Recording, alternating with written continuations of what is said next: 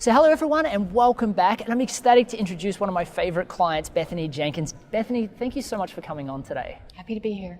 So I'm really excited about your story for a couple of reasons. I'm ecstatic about the fact that you've used story and sales process to take your business from $6 to $16 million in just a couple of years. But I'm even more so excited about the fact that you did it in an industry with, let's be honest, it's more a male-dominated industry, right? Definitely. I mean, you're in the building industry. How many females are really in that industry that you see and around compared to males that are out there selling? Yeah, very few, because most of the clients that we talk to, especially initially, are male, and then all the people on the job sites are male. So yeah, it's very, very few women in our business. I recently spoke to some people in the tech industry, and they're saying the same. It's a very male-dominated group, and it has a lot of male camaraderie, and a lot of times females feel like they have to become something that they're not to succeed in sales. And I think your story is really interesting because you didn't want to be in selling at the start, and you had a male selling your products and services, and then we worked together for you to take that back and take ownership over that. So I'd love to hear some of your fears that you had about going through that process and a little bit about kind of what happened then. I was very reticent to take it on, primarily because being an introvert, naturally, it seemed like a very scary scenario, but also because I'm talking to wealthy people a lot of times, and I'm talking to males, and both can be a little intimidating. But what I found was kind of addressing those through stories and through scripts.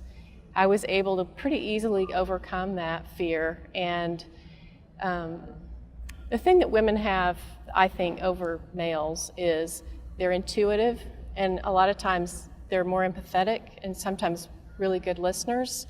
My husband and I do sometimes sales meetings together, and he'll come out and say, I still can't believe what you hear in those meetings that I don't hear, because I'll hear them say something and I can pretty easily figure out what they're saying and why they're saying it, so that I can really listen well and respond appropriately.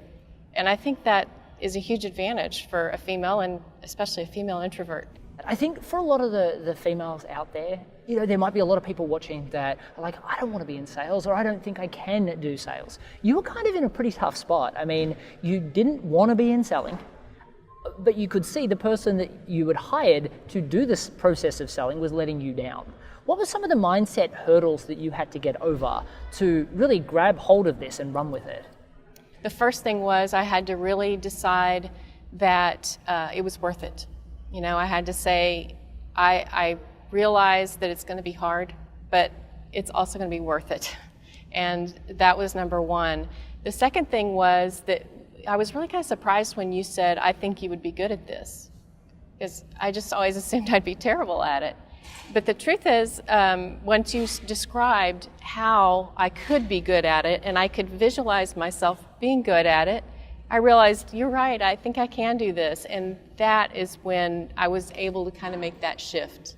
Absolutely, and I think that's really important for people to recognize, because you had these barriers, one that you didn't feel that you were going to be able to, and a lot of people will sort of highlight that because maybe you don't have the gift of gab, or it's not your industry, or you haven't sold before, that you can't do this, and you overcame that really quickly, and I appreciate you taking my word for it. For the people that are at home that are thinking, I don't know if I have the chops for this, maybe she was lucky, what advice would you give them? Oh no, just read all of your book and your information, and you'll immediately see yourself and how easily it would come to you. It's so comfortable once you understand that you're just telling stories. It's so much more comfortable than you even thought it was going to be, because it just comes naturally. You're just talking about your everyday life. You think no one wants to hear it, but they do. They really do. You were dreading the prospect of selling. What's changed, and how do you see the sales process now? Oh, I love it. I love doing it. It's amazing, because I really thought I would hate it. But the truth is, I do love to talk to people, and especially when I get to talk to them about something that they wanted to talk about anyway. And so every day I get to meet with someone new, I get to talk to someone new. I have a new sense of respect for the whole process, and a new respect for just people that deal with people all the time. That I never thought would be, an outcome, but it really has. That's terrific. Well, Bethany, I really appreciate you sharing that. I know there's a lot of females in male-dominated industries, or sales a lot of times can be male-dominated. So I really appreciate you sharing your journey with these people so that they can just know it's possible for them too. Yeah, absolutely. Definitely possible. Well, thank you so much. And thank you again for everyone that joined us today. And I look forward to seeing you in the next video. Cheers.